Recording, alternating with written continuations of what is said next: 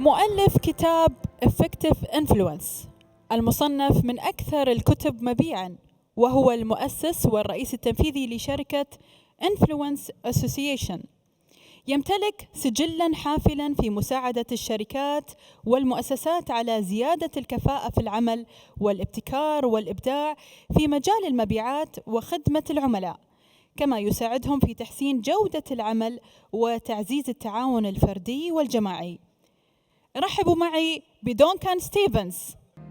We are living in unprecedented times. All industries have been affected in some way or another by the global pandemic, and many have seen a downturn to sales and services. Now more than ever, the question arises, how can you influence more people more often to buy into an idea you have or purchase more of your products and services? At the same time, how can you translate that same influence into higher levels of effectiveness without spending more money, recruiting new employees, or compromising your values? What's the secret? Why is it that some people are better at influencing or more effective than others, despite having the same resource and the same tools? It's one thing to have a great product or an idea, but if you can't get people to buy it or even believe in it, then it doesn't matter how great it is. For many of us, we all have certain skills, often that we've learnt right at the start of our lives or careers. Our common default as humans is to stick with these skills we first learnt and keep doing what we've always done. But if we keep doing what we've always done, we'll always get what we've always got. So, how do we influence more people more often and become more effective in our work and private lives? Well, what I want to share with you is my effective influence model and how you can do just that. Increase your influence and effectiveness and unlock that extra percentage to give you the edge. My name is Duncan Stevens, and since a young age I've been obsessed with why we behave the way we do, why we make the choices we make, and how we can influence others to act, say, do or behave the way we want. This passion has allowed me to lead an abundant and fulfilling life. I run a number of successful businesses, I'm author of a best-selling influence book, founder of the Influence Association, and alongside keynote speaking, I travel the world performing psychological illusion shows, all underpinned by influence and persuasion. I turn down the hundreds of other things I could be doing to focus on the one thing that really drives me, helping other people unlock their own powers of influence, to allow them to become more effective in their work, social and private lives. I found that through my time in the world of corporate industry and business and running my own startups, people are great at what they do, but many are not getting the results they want or believe they're capable of. I found that after 10 or so years of influencing and persuading other people in both the business and theatrical settings, these skills could be distilled down into an easy to apply model. This same model can help businesses, companies, brands and their teams become more effective and exert greater influence.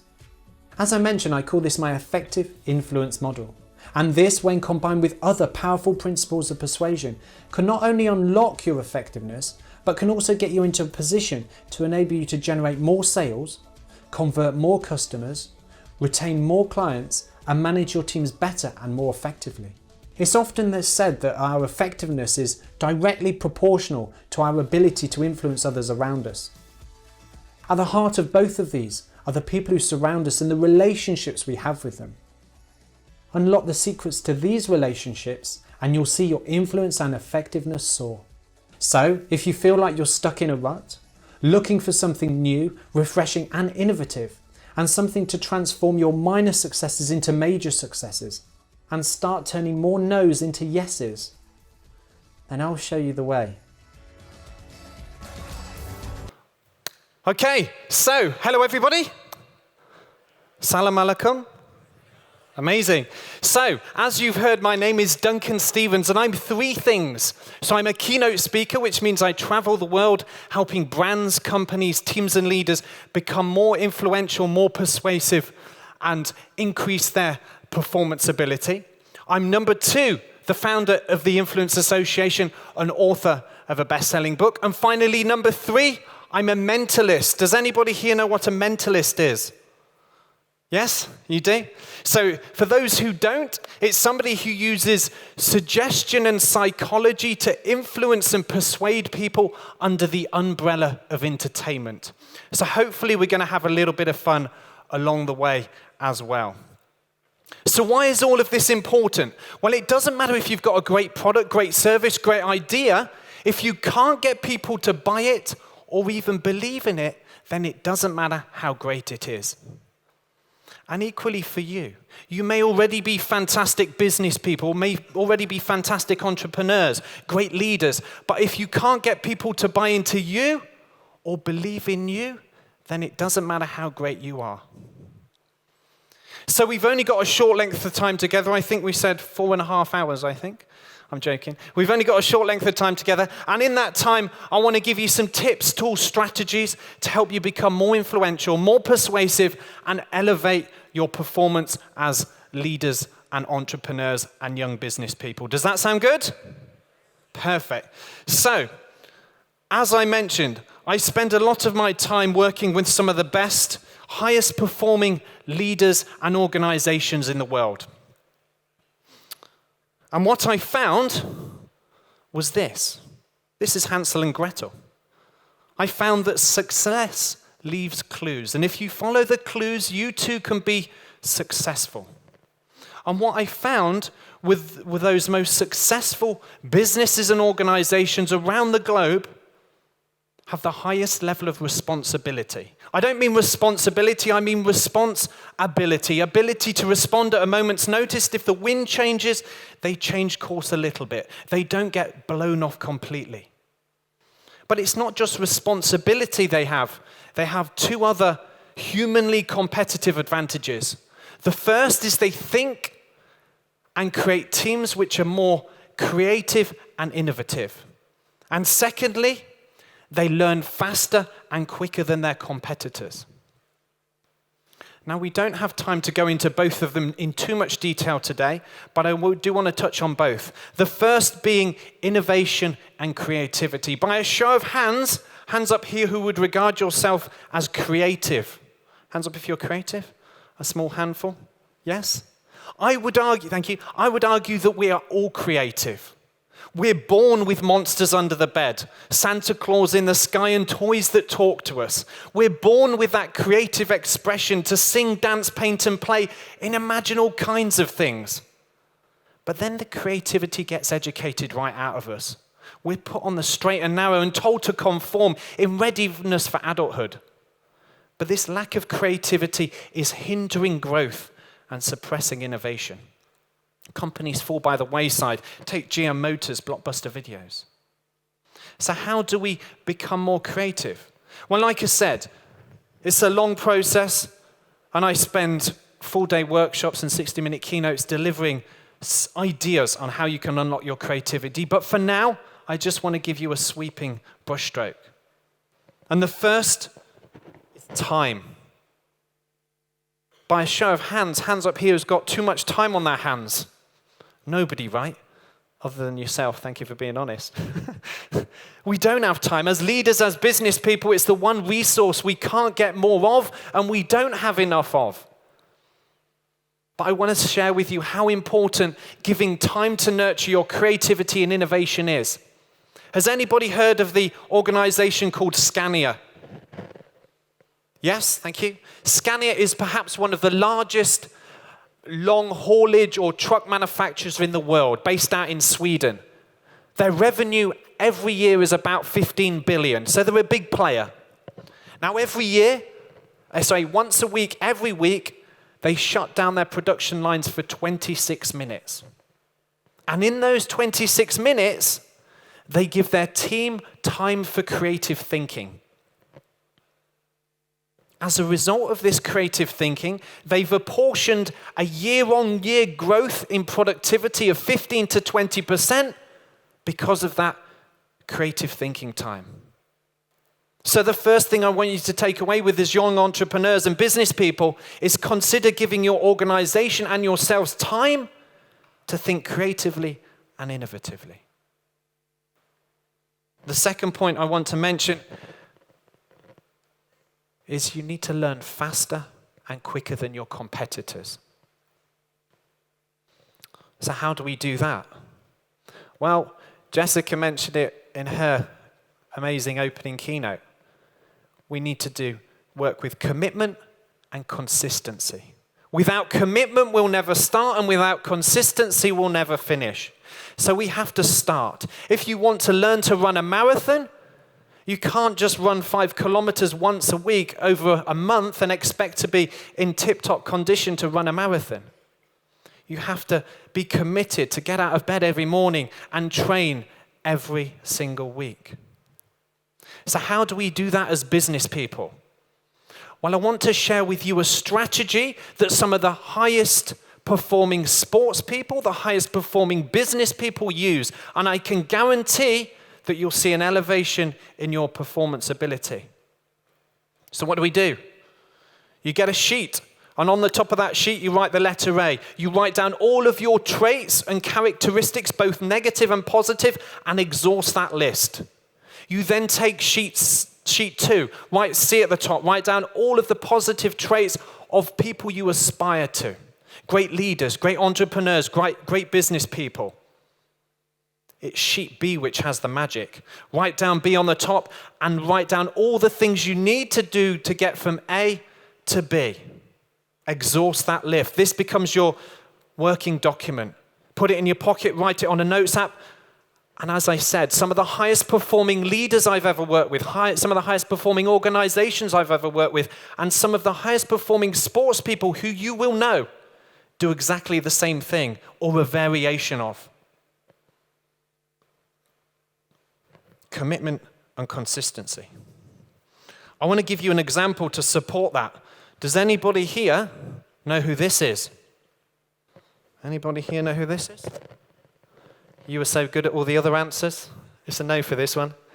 This is Roald Amundsen, who, on the 14th of December, became the first man to reach the South Pole. He beat Captain Scott.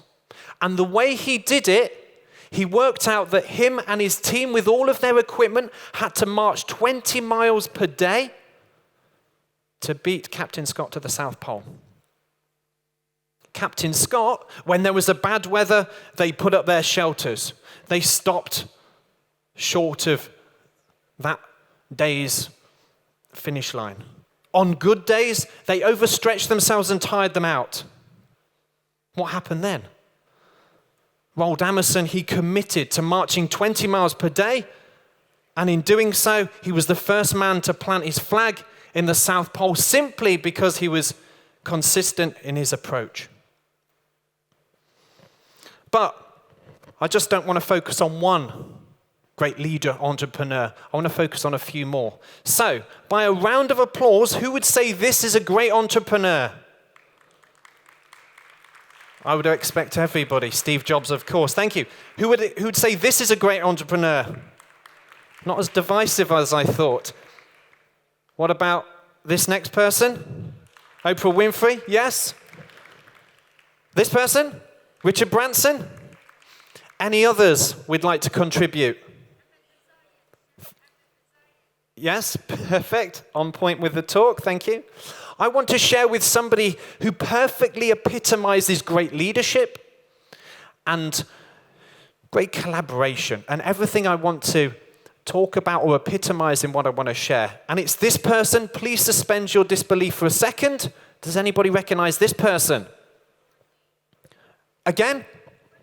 Dorothy. Thank you, whoever said that. This is Dorothy from The Wizard of Oz. Now, we all know, or some of you may or not know, the story of Dorothy from Wizard of Oz. She had to get to the Emerald City to ask the Wizard of Oz for help. How to help to get back to her hometown of Kansas City. And did she do it alone? No. She did it with the help of 3 other characters. The Tin Man, the Scarecrow, and the Lion. Had it not been for the other 3 characters, she would have fallen asleep in a field of poppies, and the Wicked Witch would have stolen her shoes. Had it not been for the other 3 characters, she would have remained captured in the castle and she would never escape. But it wasn't just about her winning. Of course, the Tin Man found his heart, the Scarecrow found his brain, and of course the lion found courage. But even inside of that, there was a dynamic. She oiled the Tin Man to get him moving, put the stuffing back in the Scarecrow's chest, and wiped the tears from the lion's eyes. But even inside of that, the Tin Man put out a fire to stop the Scarecrow catching light. Had it not been for them all working together to collaboratively, we'd all agree there'd be no story and none of them would have achieved their goals. So you might be thinking, okay, well, that's a nice story I can share with people, but what does that mean to us? How can we apply that in our businesses? So what I want to do is give you a framework, a very simple framework to help you build more collaborative relationships and how to think more innovatively about your approach to these relationships. And I call it my abracadabra method for collaboration. Why abracadabra? Because abracadabra literally comes from the Hebrew abracadabra, which literally translates, I create as I speak. So what we're looking to do here is create relationships. Because relationships, of course, create understanding. But before all that, we need to create better questions. So we're going to draw inspiration from the three characters, the mind of the Scarecrow, the heart of the Tin Man, and of course, courage from the lion. We're going to enter every conversation we have with three ingredients. The first is curiosity. The second is empathy. And the third is courage. If we enter every conversation with curiosity, we should look through the eyes of the other person. Get some context into their specific situation, understand their specific needs, and explore it a little bit further. If we're able to do that, we're able to create an understanding. If we're able to create an understanding, we trigger this little switch inside of their mind, which is show me that you get it. If you're able to show the other person that you get it, you're able to work your way over to this empathy piece. The best definition I ever heard of empathy was caring about what the people you care about care about. I think it's a beautiful way of thinking about it. Empathy is caring about what the people you care about care about. And if you do just that, you're able to create a connection. If you're able to create a connection, you trigger the second little switch inside of their mind, which is show me that you know me. If you show them that you know them and show them that you get it, you're able to establish trust, the very foundation or the very core of every relationship. So where does this lead the courage piece? As leaders, as young entrepreneurs, as business people, the courage to encourage, the courage to try, to fail, and to persevere. This piece of trying is so crucial if you want to move anywhere. I always say to people, to discover new lands, you need to be prepared to lose sight of your own front door. And to do that, you need to embrace the possibility that you may fail. If you fail, it doesn't make you a failure. If you make a mistake, it doesn't make you a mistake. And equally so for others. If they fail, it doesn't make them a mistake or it doesn't make them a failure. It's just part of the process. And I want to draw on two people to support this. Thomas Edison and Muhammad Ali. Thomas Edison created the light bulb. To create the light bulb, he had to fail 9,000 times. He didn't consider himself a failure, but he saw it as 9,000 times his experiments didn't work. To create the storage battery, he had to fail 50,000 times. Again, he didn't see himself as failing 50,000 times, but he saw it as 50,000 rungs on the ladder towards success. But what about Muhammad Ali? Arguably the greatest boxer ever to have lived. What can he teach us about failure? When he was asked, how does he train for a fight? He said, of course, he does exercise, does sit-ups. How many sit-ups did you do? One reporter asked him. He said he doesn't count the number of sit-ups he does. He counts only after it starts hurting, because that's where he feels the real benefit. So failure is painful, but it's part of the process to success. And success consists of going from failure to failure without the loss of enthusiasm. So why do we fear failure? It's because of this, change. By a show of hands up here, who likes change? Yes? We don't like change. We're human. We love the status quo. We love habituation.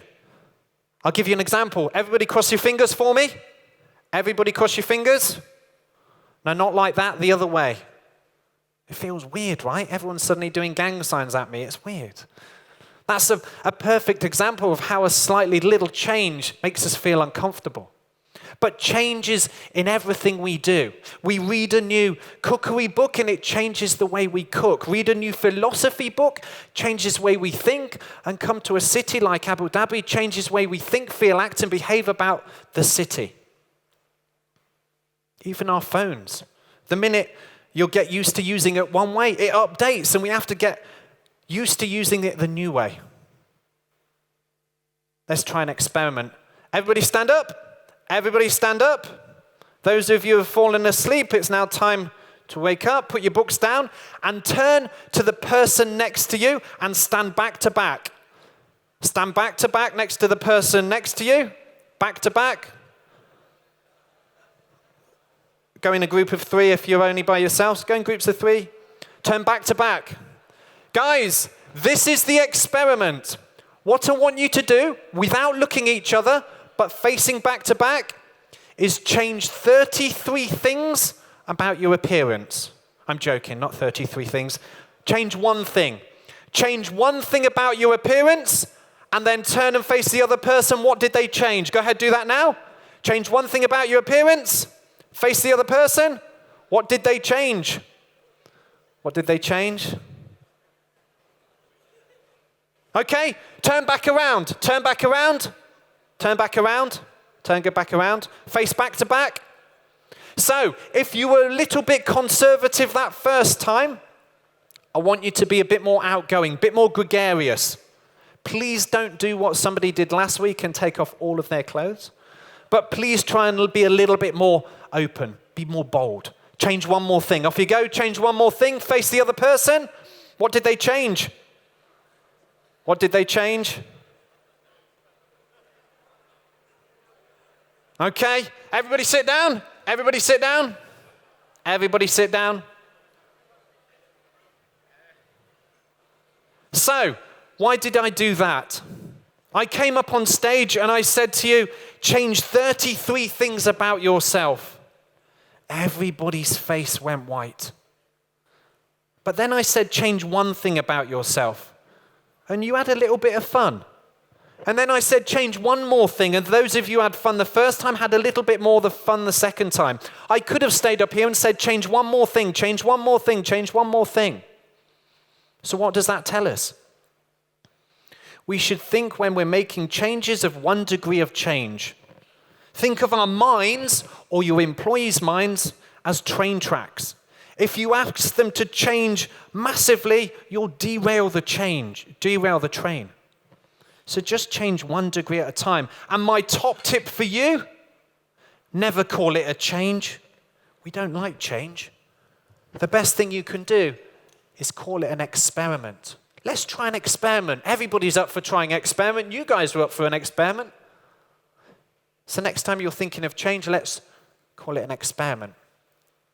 In fact, let's try an experiment now. The reason why change is so important is because it gets us to shift our mind. It gets us to see greater possibilities. So I'm going to play you a video. There's about 10% of you who may have seen this video before, but what I want you to do is follow the instructions very carefully. It's an awareness test. So everybody, eyes on the screen. And what I want you to do is see how many passes does the team in white make. And if we could have some sound on this, that would be great.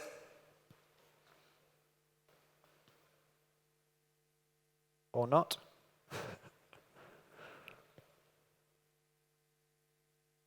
How many passes did the team in white make?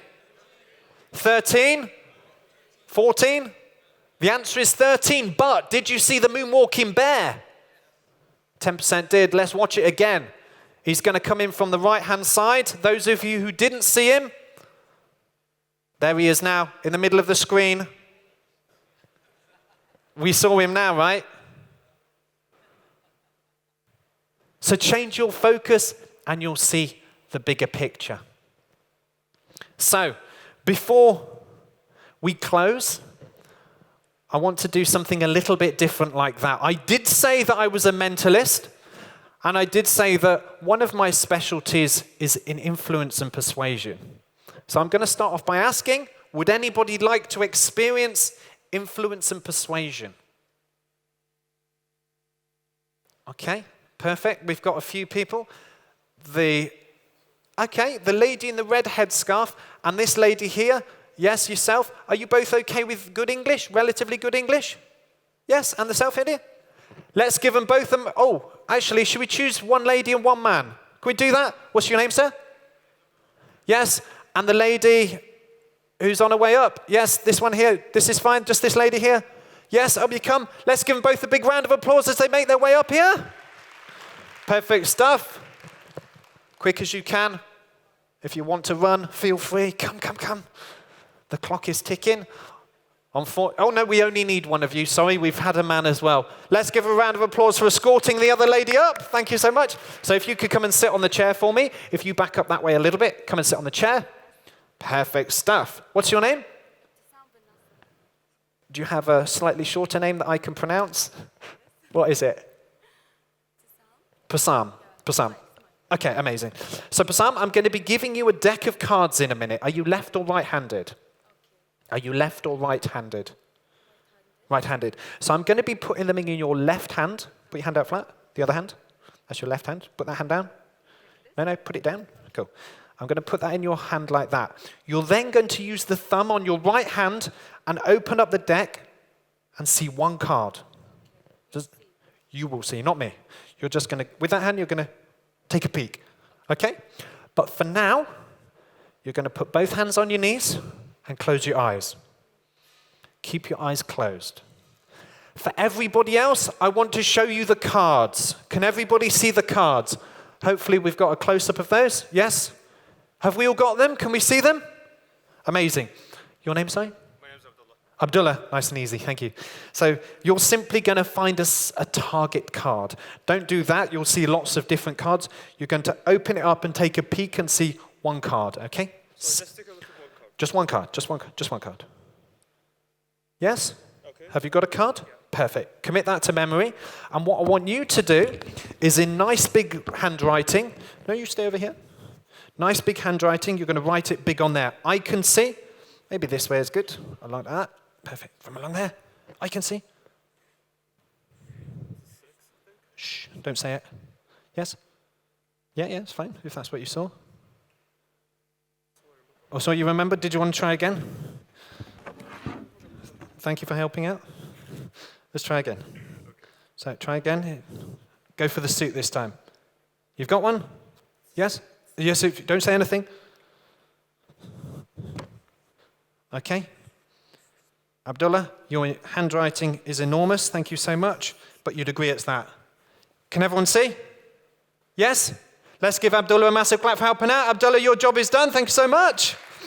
So, we've all got this, yes. This is the part which is the important part. So, keeping your eyes closed, I am going to give you a deck of cards. I do want to show everybody else that deck of cards again. Hopefully we'll get a close-up of those. Can we all see the cards? Yes, at the back as well? Yes? Perfect. So, I am going to put an elastic band around them so you don't feel like you're going to drop them. Okay, keep your eyes closed for now and extend your left hand out. Perfect. Keep them there. Cool. So in a minute, I'm going to ask you to open up your eyes. Okay? You're going to use the thumb on your right hand to open up the deck and see one card. In a minute. What I would say is don't focus on the heart card on the bottom. You could break it at the top, you could break it at the bottom. For all I know, you could break it 6 cards down. It's up to you where you open the deck. Does that make sense?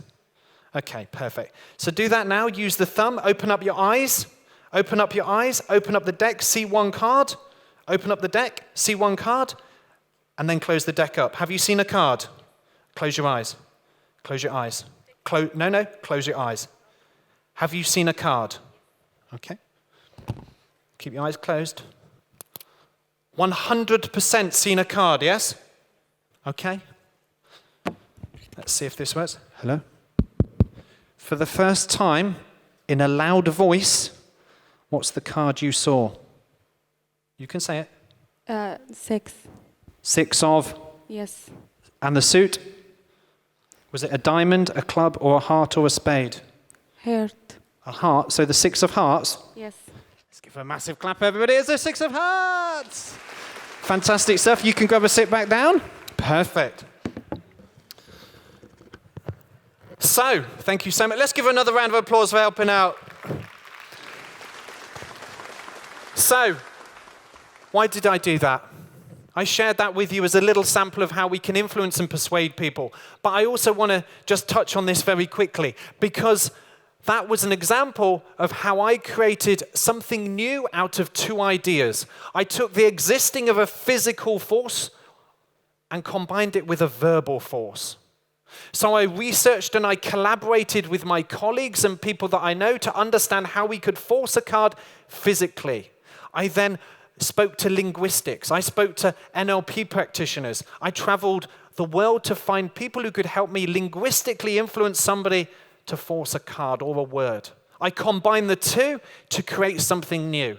And if you're entrepreneurs or business people, a new idea is simply that. Taking one existing idea, take another existing idea, combine them together to create something new.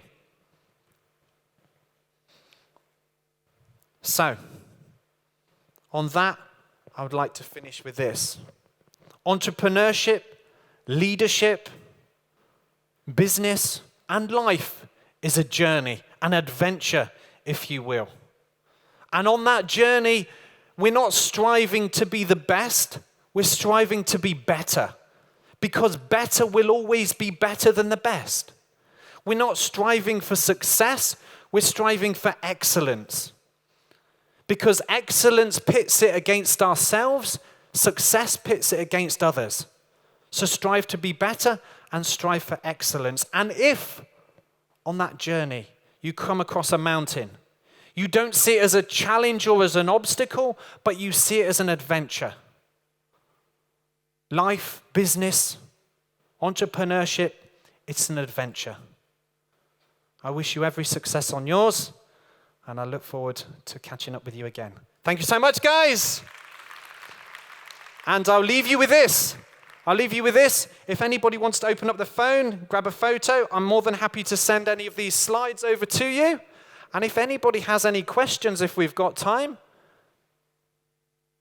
is that 3 minutes, 5 minutes? Is that a no? No time for questions. Questions later, maybe, guys. Thank you again, guys. Thank you so much. Thank you, Duncan Stevens, for your amazing session and experiments. Thank you so much.